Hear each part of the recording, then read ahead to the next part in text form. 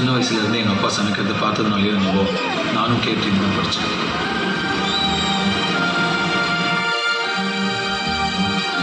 ரெண்டு மணி நேரம் 3 மணி நேரம்லாம் ஆட்ட வேணாம். அரை மணி நேரத்தில் அதுவே அரைச்சி கொடுத்துரும்.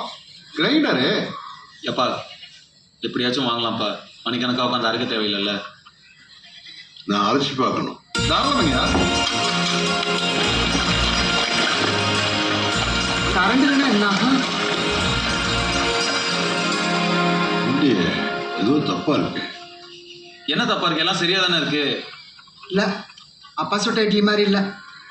ஏம்மா தம்பி, நான் சொல்றேன்னு தப்பா எடுத்துக்காதீங்க. நான் கையால் அரைக்கிற மாவு மாதிரியோ சட்டை மாதிரியோ வரல. மிஷினால என்ன வேணாலும் செய்யலாம். ஆனால் கை பக்குவம் வரணும்ல, அது மனசுல இருந்து வரணும். என்னதான் டெக்னாலஜி எல்லாம் மாறினாலும் எங்கள் அப்பா அவரையோ அவரோட நம்பிக்கையோ மாற்றிக்கவே மாட்டார்.